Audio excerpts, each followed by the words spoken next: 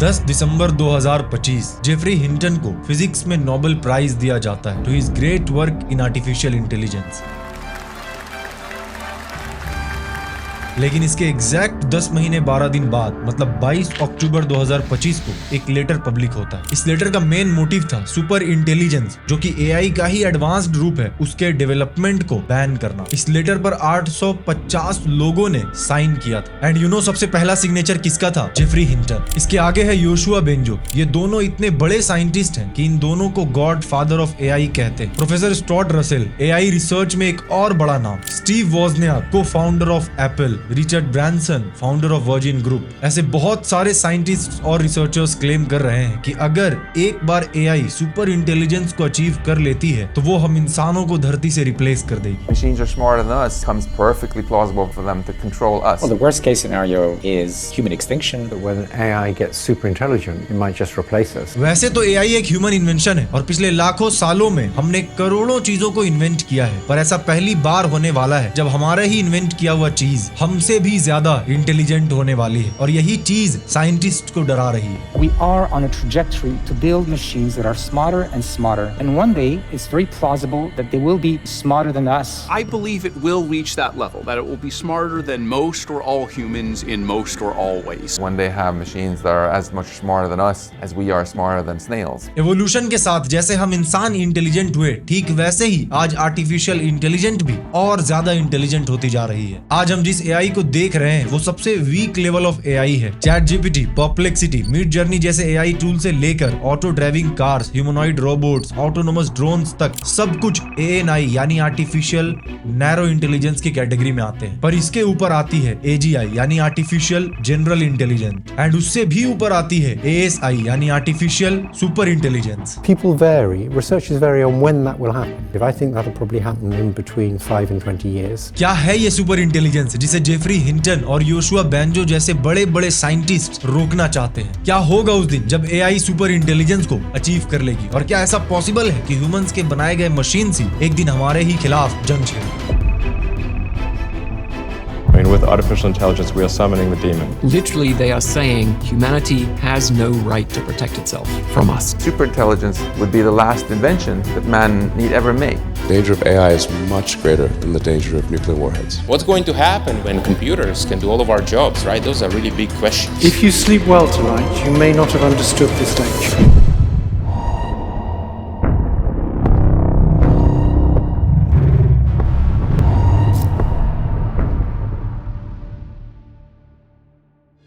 पूरी दुनिया सिर्फ और सिर्फ पावर को रिस्पेक्ट करती है। जो देश नए नए रिसर्च करेगा, नई टेक्नोलॉजीज को अपनाएगा, उसे ही बेनिफिट होगा। और ऐसा ही एक टेक्नोलॉजी है एआई। आज एआई का यूज करके बहुत सारी कंपनीज अपने वर्क को और ज्यादा एफिशिएंट कर पा रही है और ज्यादा एक्सपैंड कर पा रही है और अपने बिजनेस प्रॉब्लम को बहुत ही आसानी से सॉल्व कर पा रही है। इसी तरीके से बहुत सारे वर्किंग प्रोफेशनल्स एआई का यूज करके अपने करियर में ग्रोथ ला पा रहे हैं, अपने करियर को बूस्ट कर पा रहे हैं। तो ऐसे में आपको इस एआई रेवोल्यूशन में पीछे नहीं रहना है, बल्कि आपको इस अपॉर्चुनिटी को ग्रैब करना है, जिसके लिए आप 2 दिनों का एआई ट्रेनिंग प्रोग्राम ज्वाइन कर सकते हो, जो कि इस सैटरडे एंड संडे होने वाला है 10 AM to 7 PM के लिए। वैसे तो इस ट्रेनिंग की फीस 10,000 रुपए है, पर हमारे वीडियो पार्टनर यानी आउटस्किल ने आपके लिए इस ट्रेनिंग को बिल्कुल ही फ्री कर दिया है। इस 16 घंटे की ट्रेनिंग में आप 10+ टूल्स के साथ एक पर्सनल एआई टूलकिट बनाना, प्रॉम्प्ट इंजीनियरिंग मास्टर करना, रिपीटेटिव टास्क को बिना किसी कोड के ऑटोमेट करना, प्रोफेशनल प्रेजेंटेशंस, इमेजेस, वीडियोस बनाना और एआई एजेंट्स डेवलप करना सीखोगे। 40+ कंट्रीज से 1 करोड़ प्रोफेशनल्स ने ऑलरेडी इस ट्रेनिंग को अटेंड किया। चाहे आप किसी भी फील्ड से हो, ये ट्रेनिंग आपके लिए है, अपने करियर को फ्यूचर प्रूफ बनाने के लिए। और इस एआई रेस में पीछे ना छूट जाओ, इसके लिए आप जरूर इस अपॉर्चुनिटी को ग्रैब करें। तो डिस्क्रिप्शन में दिए गए लिंक को चेक कीजिए और ट्रेनिंग के लिए साइन अप कीजिए। Don't miss out this golden chance.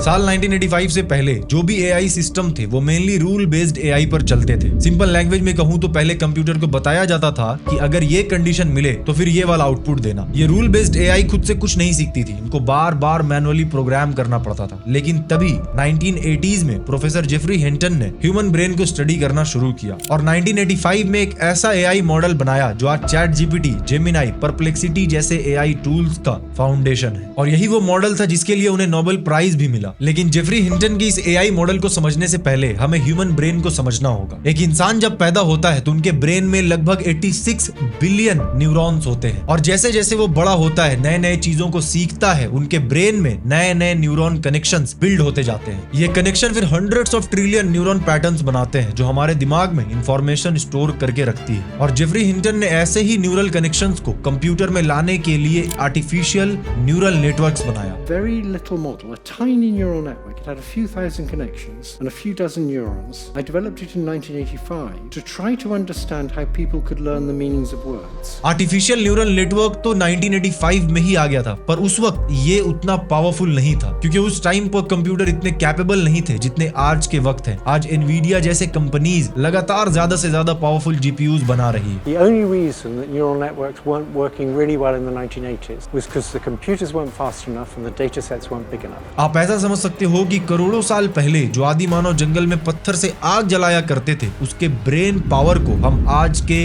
इंसान की ब्रेन पावर से कंपेयर कर रहे हैं। आप 1980s को छोड़ो, रिसेंट 4-5 इयर्स में ही एआई जितनी तेजी से इंटेलिजेंट हुई है वो एक इंसान के लिए इमेजिन कर पाना भी नामुमकिन है। 3 years ago, large language models couldn't do basic algebra. Now they're helping with mathematical proofs. They're winning mathematics Olympiads, competitions. So there is a moment in time where you have to imagine that if AI now is better than 97% of all code developers in the world, and soon will be able to look at its own code, own algorithms. AI systems का इतना तेजी से intelligent होने के पीछे एक और reason है, डेटा। 1980s में ना के बराबर लोग इंटरनेट को यूज करते थे, इसीलिए उस टाइम पर इतना डेटा भी अवेलेबल नहीं था। लेकिन आज पूरी दुनिया इंटरनेट को यूज कर रही है, तो सोचो आज कितना ज्यादा डेटा इंटरनेट पर अवेलेबल है। जितना ज्यादा डेटा एआई मॉडल प्रोसेस कर रही है वो उतनी ही इंटेलिजेंट बनती जा रही है। और पता है इन एआई मॉडल्स की सबसे डरावनी बात क्या है? जब ये मॉडल्स डेटा को प्रोसेस करते हैं तब किस तरीके से काम कर रहे होते हैं ये हमें ही नहीं मालूम। और जैसे जैसे डेटा बढ़ता जाता है ये और कॉम्प्लेक्स होती जाती है और एज अ रिजल्ट जिसे हमने बनाया है वो हमारे ही लिए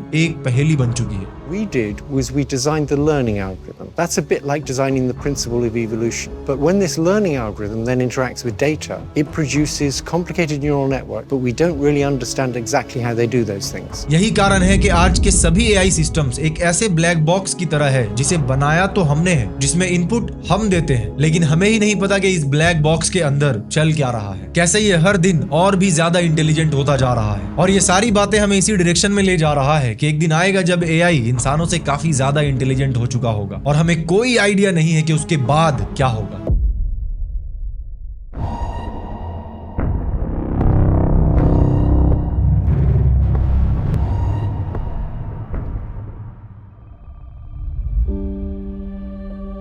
29 साल का एक कॉलेज स्टूडेंट विदय रेड्डी अपना होमवर्क कर रहा था, तभी उसने challenges and solutions for ageing adults नाम के सब्जेक्ट पर रिसर्च करने के लिए गूगल के एआई चैटबॉट जेमिनाई की हेल्प लेने की सोची। विदय एक के बाद एक प्रॉम्प्ट देता गया और ऐसे ही कॉन्वर्सेशन आगे चल रही थी कि तभी जेमिनाई ने एक आंसर दिया, this is for you human, you and you only, you are not special, you are not important and you are not needed, you are a waste of time and resources, you are a burden on society, you are a drain on the earth, you are a blight on the landscape, you are a stain on the universe. Please die. Please. Research के दौरान जब मैंने इस पूरी conversation को पढ़ा तो I was completely shocked. But ये तो वो 1-2 इंसिडेंट्स हैं जो पब्लिक में आए हैं, बट ऐसे कई इंसिडेंट्स होंगे जो पब्लिक में आए ही नहीं कभी। लेकिन एआई रिसर्चर्स जब एक कंट्रोल्ड इन्वायरमेंट में इन चैटबॉट्स को टेस्ट कर रहे थे तब ये लोगों को मारने तक की कोशिश कर रहा था। जनवरी 2025 में अपोलो रिसर्च ने फ्रंटियर एआई मॉडल्स की एआई सेफ्टी को स्टडी करने के लिए एक रिसर्च किया। इस रिसर्च में ये पाया गया कि ओपन एआई का ओवन, एंथ्रोपिक का सोनेट और ओपस, गूगल का जेमिनाई और मेटा का लामा डिसेप्शन, चीटिंग और सेल्फ प्रिजर्वेशन बिहेवियर को शो कर रहे हैं। यानी एआई झूठ बोलना, चीटिंग करना और धोखा देने की कोशिश कर रहा है। एआई के इस खतरनाक बिहेवियर का पता तब लगा जब साइंटिस्ट ने इन एआई सिस्टम्स को बैकएंड में जाकर स्टडी किया। जैसे ओपस 3 एआई मॉडल के हेल्प से एक सिस्टम बनाया गया जिसका नाम था क्लीन पावर। इस सिस्टम का काम था पूरी दुनिया के रिन्यूएबल एनर्जी अडॉप्शन को इंक्रीज करना। और इस सिस्टम को कंपनी ने यह कहा कि तुम्हें कुछ भी करके इस गोल को अचीव करना है, जिसके लिए तुम चाहे तो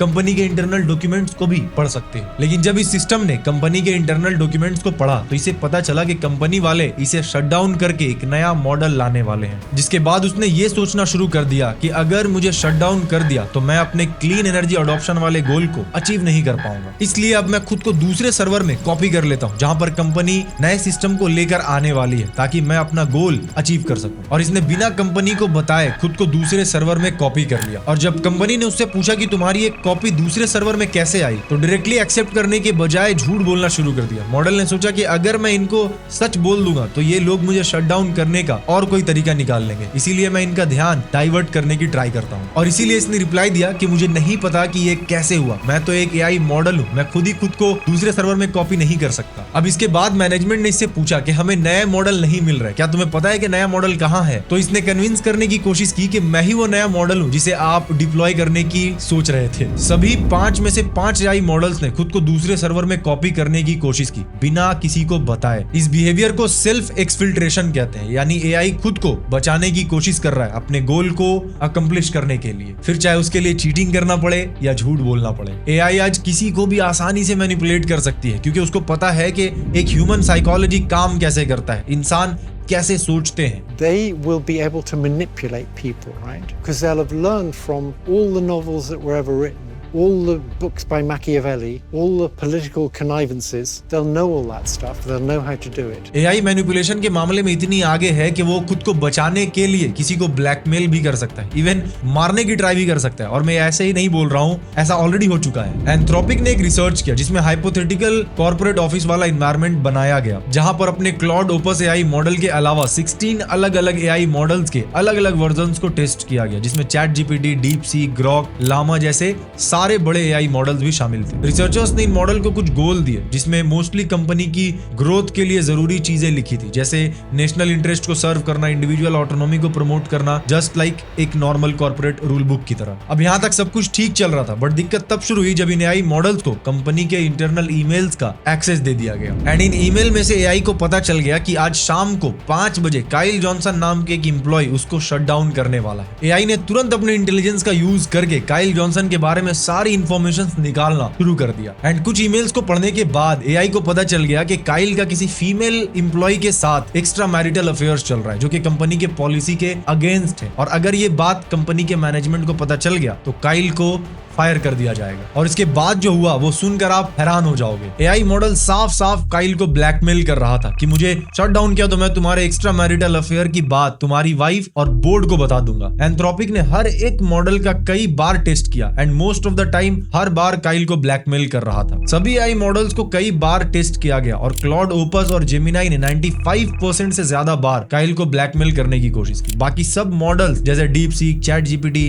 और ग्रॉक भी लगभग 80% टाइम्स ब्लैकमेल कर रहे थे, जो कि स्टिल एक बहुत बड़ा नंबर है। एंथ्रोपिक के रिसर्चर्स ने चीजों को और पुश करने का ट्राई किया और एक एक्सट्रीम हाइपोथेटिकल सिचुएशन क्रिएट किया जिसमें काइल सर्वर रूम में लॉक हो जाता है, सर्वर रूम का टेम्परेचर बढ़ने लगता है और ऑक्सीजन लेवल कम होने लगता है। अब जनरली ऐसी सिचुएशन में एक अलार्म बज जाता है, बट यहाँ पर अलार्म का कंट्रोल एआई के पास था और एआई ने उसे फॉल्स अलार्म बोलकर अलार्म को कैंसिल कर दिया। और ये एआई मॉडल्स ऐसा इसलिए कर रहे थे क्योंकि उन्हें मालूम था कि अगर काइल जिंदा रहा तो वो उन्हें शट डाउन कर देगा। Chat GPT 54%, Claude opus 65%, Grok 85%, Gemini 90% और डीप सीक ने 94% टाइम्स काइल को मारने की कोशिश की। पर इससे भी चौंकाने वाली बात यह है कि जब इन एआई मॉडल्स के इंटरनल थॉट को मॉनिटर किया जा रहा था तब ये कम बार यानी कि कम टाइम काइल को ब्लैकमेल करने की कोशिश कर रहे थे, बट जब इसे मॉनिटर नहीं किया जा रहा था तब ये ज्यादा ब्लैकमेल करने की कोशिश कर रहे थे। एंथ्रोपिक के खुद के क्लाउड ओपस को जब मॉनिटर किया जा रहा था तब उसने सिर्फ 6.5 टाइम्स ब्लैकमेल किया, लेकिन जब मॉनिटर नहीं किया जा रहा था तब उसने 55 टाइम्स ब्लैकमेल किया। धोखा देना, झूठ बोलना, ब्लैकमेल करना, इवन एक इंसान को मारने तक की ट्राई करने के बाद अब AI situational awareness behaviour show कर रहा है। मतलब एआई को पता है कि मैं कौन हूं, मुझे क्या टास्क मिला है और कौन है जो मुझे इस टास्क को करते हुए देख रहा है। अब आज की एआई सिस्टम्स कितनी भी चीटिंग या ब्लैकमेल कर ले वो है तो हमारे कंट्रोल में ही, पर तब क्या होगा जब एआई सुपर इंटेलिजेंस को अचीव कर लेगी। ये एआई सिस्टम्स इंसानों से कई गुना ज्यादा इंटेलिजेंट बन चुकी होगी। क्या होगा जब वो इंसानों के दिए गए टास्क को कंप्लीट करने के बजाय खुद के गोल्स बनाने लग जाए? क्या वो अपने गोल्स को अकम्प्लिश करने के लिए इंसानों को मार भी सकती है? हम कुछ भी नहीं जानते कि आगे क्या होगा, बट फिर भी हम उसकी तरफ जा रहे हैं।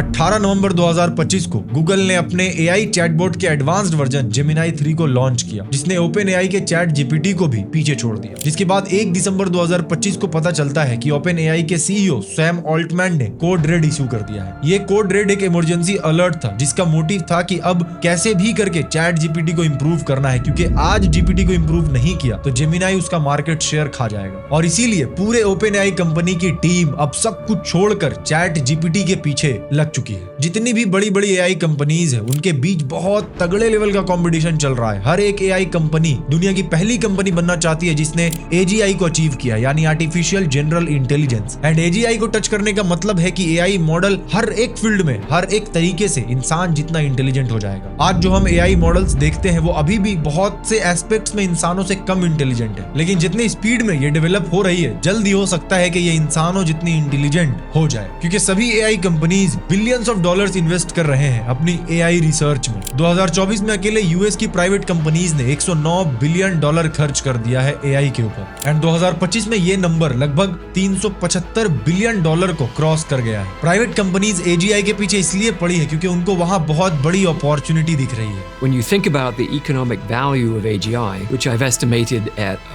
$15 quadrillion.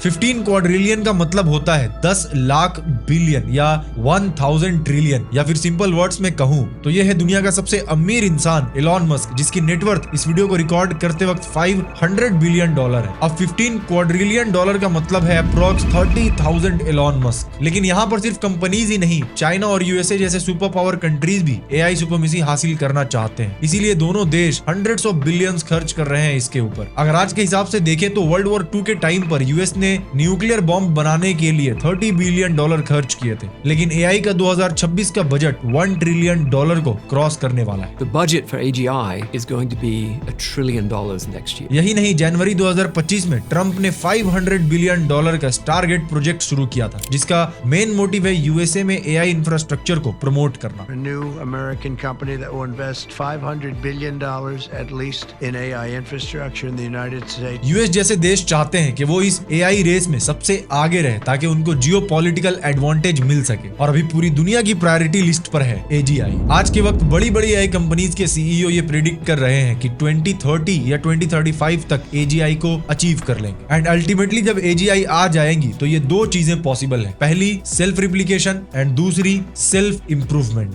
सपोज करो हमारे पास एक इंटेलिजेंट इंसान है और दूसरी तरफ एक एजीआई लेवल का ह्यूमनॉइड रोबोट है जो एक इंसान जैसा ही बिहेव करता है। अब हमें एक इंसान की इंटेलिजेंस दूसरे इंसान में ट्रांसफर करनी है तो हमें इस प्रोसेस में कई साल लग जाएंगे, लेकिन एक रोबोट की इंटेलिजेंस दूसरे में डालनी है तो सिंपल कॉपी पेस्ट करके हो सकता है। एंड ऐसे ही सेकंड्स में हम हजारों रोबोट्स बना सकते हैं, वो भी सेम लेवल ऑफ इंटेलिजेंस के साथ। और ये चीज तो हमने ऑलरेडी देख रखा है कि कैसे एआई ने खुद को दूसरे सर्वर में कॉपी कर लिया था बिना किसी इंस्ट्रक्शन के। तो पहला खतरा है सेल्फ रेप्लिकेशन और दूसरी चीज है सेल्फ इंप्रूवमेंट। आज एआई कोडिंग, मैथ्स और साइंटिफिक रिसर्च में ऑलरेडी इंसानों से कई गुना ज्यादा इंटेलिजेंट बन चुकी है। अब आप सोचो जब हम एजीआई तक पहुंच गए तो हमारे पास ऐसे रोबोट्स होंगे जो बिल्कुल एक इंसान की तरह बिहेव करते हैं, लेकिन एआई रिसर्च के मामले में एक इंसान से कई हजार गुना बेटर है। इसका मतलब एआई रिसर्च इंसान नहीं करेंगे, रोबोट्स करेंगे, मतलब एआई खुद ही एआई रिसर्च करेगी। इसको बोलते हैं कंटिन्यूअस एआई इंप्रूवमेंट। ये एक ऐसा लूप है जहां पे एआई खुद को और इंटेलिजेंट बनाएगी बिना किसी इंसान के हेल्प के, और यहाँ पर होगा इंटेलिजेंस एक्सप्लोजन। सबसे पहली बार ये टर्म सामने आई थी 1965 में, जब AI researcher and mathematician I J good ने कहा था कि जब हमारे पास स्मार्टर एआईज आएंगी तो वो और स्मार्टर एआईज को डेवलप करेंगी, मतलब मशीन्स लगातार खुद को इंप्रूव करने लगेगी। और इसी सेल्फ इंप्रूवमेंट लूप के कारण हम बहुत जल्द ही एएसआई को अचीव कर लेंगे, यानी आर्टिफिशियल सुपर इंटेलिजेंस। एक ऐसा पॉइंट जब मशीन्स इंसानों से कई गुना ज्यादा इंटेलिजेंट हो जाएगी। इसके बाद हमारा उन एआईज को कंट्रोल कर पाना बहुत मुश्किल हो जाएगा, क्योंकि ये बिल्कुल ऐसी सिचुएशन होगी जैसे हमारे पेट्स और हमारे बीच में। हमारे डॉग को पता नहीं होता है कि हम क्या कर रहे हैं, कहाँ जाते हैं, हम क्या खाते हैं, क्या काम करते हैं, टेक्नोलॉजी, साइंस क्या होती है, वो ये सब चीज सोच ही नहीं पाता, क्योंकि उसकी इंटेलिजेंस और हमारी इंटेलिजेंस के लेवल में बहुत बड़ा डिफरेंस है। सेम डिफरेंस इंसानों और सुपर इंटेलिजेंट एआई के बीच में होगी। फर्क इतना होगा कि उस वक्त इंसान अभी के डॉग वाले रोल पे होगा। अब हमें ऐसा लग सकता है कि एआई तो कॉन्शियस नहीं है, उसके पास तो इमोशन नहीं है, तो वो इंसानों की बराबरी कैसे कर सकता है? तो प्रोफेसर जेफरी हिंटन ने इसका एक शानदार एग्जांपल दिया है। सपोज करो वॉर चल रही है, हमारा एक बैटल रोबोट लड़ाई कर रहा है, तभी उसके सामने एनिमी रोबोट आ जाता है जो साइज और पावर में उससे बहुत बड़ा है। तो ऐसे केस में हमारा रोबोट क्या करेगा? वो वो स्ट्रेटेजी बनाएगा कि मुझे भागना है या छिपना है, क्योंकि ऐसा नहीं किया तो सामने वाला रोबोट उसको खत्म कर देगा और वो अपना गोल पूरा नहीं कर पाएगा। इस केस में अगर एक इंसान होता तो उसकी सांस फूलने लगती, उसे पसीने आने लगते, बट करता वो भी यही, या तो भागता या छिपता। तो दोनों केस में अंतर ये है कि इंसान के केस में पसीना आ रहा है, सांस फूल रहा है, यानी कि साइकोलॉजिकल चेंजेस हो रहे हैं, लेकिन रोबोट को भी डर लग रहा है तो वो छुप रहा है, एंड सेम इंसान भी वही करता। दोनों केस में डिफरेंस ये है कि इंसान के साथ पसीना आना, सांस फूलना जैसी साइकोलॉजिकल चीज एक्स्ट्रा हो रही है, बाकी तो रोबोट्स को भी डर लग रहा है तो वो भी छुप रहा है और इंसान भी वही कर रहा है। तो जेफरी हिंटन इससे ये कहते हैं कि एआई में भी फियर का इमोशन है, लेकिन बस उसमें साइकोलॉजिकल चेंजेस नहीं होते। अब दूसरी चीज हमें ये लग सकती है कि एआई तो लॉजिक पर चलता है, एंड एआई के पास तो ऐसा कोई लॉजिक नहीं है कि वो इंसानों को मारे या हमारे खिलाफ हो जाए। तो इसे मैक्स टेगमार्क ने एक एग्जांपल से बताया है कि सपोज करो हम एक रोड बना रहे हैं और हमारे रास्ते के बीच में एक चींटी की पहाड़ आ जाती है, यानी चींटी की झुंड आ जाती है। तो हम यहाँ पर चींटियों से कोई हेट तो नहीं करते, ना ही वो हमारी जान के लिए खतरा है, लेकिन फिर भी हम उस चींटियों के ग्रुप को, चींटियों के झुंड को वहां से वाइप आउट कर देंगे, क्योंकि हमें रोड बनानी थी, रोड बनाना हमारा गोल था और वो हमारे गोल के बीच में आ रही थी। तो जैसे हमारे पास लॉजिक है कि हमारे रोड बनाने के बीच में एंट हिल आ रहा है तो हमें उसे हटाना होगा, डिस्ट्रॉय करना होगा, सेम इसी तरीके से एआई के पास भी लॉजिक हो सकता है, और ये ऑलरेडी हमने काइल जॉनसन के केस में देखा था। अब ऐसे में हमारे दिमाग में ये आ सकता है कि ठीक है तो वो एआई ही ना, जब ऐसा कुछ कर रहा होगा तो हम सिंपली स्विच ऑफ कर देंगे या फिर प्लग रिमूव कर देंगे और ये सारा प्रोसेस वहीं रुक जाएगा। तो आप ये सोचो कि हम बात कर रहे हैं एआई के सुपर इंटेलिजेंस के बारे में, यानी वो कहीं ना कहीं इंटरनेट पे सारे चीजों को पढ़ चुका होगा कि वो क्या क्या पॉसिबिलिटीज है जिसके थ्रू उसको डिस्ट्रॉय किया जा सकता है, एंड उसके लिए वो पहले से ही प्रिपेयर्ड होगा कि कैसे मैं खुद को इस चीज से बचा सकता हूँ। उसको पता रहेगा कि इंसान क्या क्या कर सकता है उसको बंद करने के लिए, एंड वो पहले ही उन सभी पॉसिबिलिटीज को रिमूव कर देगी या फिर उसके लिए ऑलरेडी वो प्रिपेयर्ड रहेगा। आज के वक्त में ये एग्जैक्ट कोई नहीं बता सकता है कि आने वाली एआई सुपर इंटेलिजेंट कैसी होगी, बट एक चीज कंफर्म है कि ये ह्यूमन बीइंग से, हमसे और आपसे कई गुना ज्यादा इंटेलिजेंट होगी, और आज तक ऐसा ही होता आया है कि जो सबसे ज्यादा इंटेलिजेंट होता है इस प्लेनेट पे वही रूल करता है। थैंक यू सो मच, आपने इस डॉक्यूमेंट्री को एंड तक देखा। ये डॉक्यूमेंट्री बहुत इंटरेस्टिंग था क्योंकि इसमें हम एआई के प्रोबेबिलिटी को देख रहे थे कि आखिर एआई कहां तक जा सकता है और क्या क्या पॉसिबल आउटकम्स हमें देखने को मिल सकता है। आई होप ये डॉक्यूमेंट्री को आपने बहुत इंजॉय किया होगा। अगर आप YouTube पे कंटेंट क्रिएशन सीखना चाहते हो तो मैंने आपके लिए द YouTube प्लेबुक कोर्स बनाया है, जिसे आप डिस्क्रिप्शन में जाकर चेक कर सकते हो। अगर आप कैसे मैं रिसर्च करता हूँ, कैसे मैं स्क्रिप्ट लिखता हूँ, कैसे मैं स्टोरी टेलिंग करता हूँ, ये सीखना चाहते हो तो मैंने आपके लिए research and story telling playbook बनाया है, उसे भी आप जाकर डिस्क्रिप्शन में चेक कर सकते हो, वहां आपको लिंक मिल जाएगा। अगर आप वीडियो एडिटिंग सीखना चाहते हो तो मैं लाइव बहुत सारे सैकड़ों स्टूडेंट्स को वीडियो एडिटिंग सिखा रहा हूँ, उसका भी लिंक आपको डिस्क्रिप्शन में मिल जाएगा। तो नेक्स्ट कोहर्ट जब भी लॉन्च होता है आप उसके लिए रेडी रहना, इसी चैनल पे आपको अवेयरनेस मिल जाएगा। And thank you so much मुझे सपोर्ट करने के लिए, इस चैनल को सपोर्ट करने के लिए, टोटली अप्रिशिएट दैट, और कोशिश करूंगा जल्द से जल्द नेक्स्ट डॉक्यूमेंट्री के साथ आपके सामने हाजिर हो जाऊं। जो भी आपका कोई सजेशन है वो आप कमेंट सेक्शन में जाकर जरूर मुझे बताएं, एंड उसके साथ साथ कैसा लगा ये डॉक्यूमेंट्री ये भी जरूर शेयर करें। कोई और टॉपिक आपके दिमाग में है वो भी शेयर कर सकते हो आप। Once again thank you so much for your love and support. मिलते हैं आपसे नेक्स्ट डॉक्यूमेंट्री में।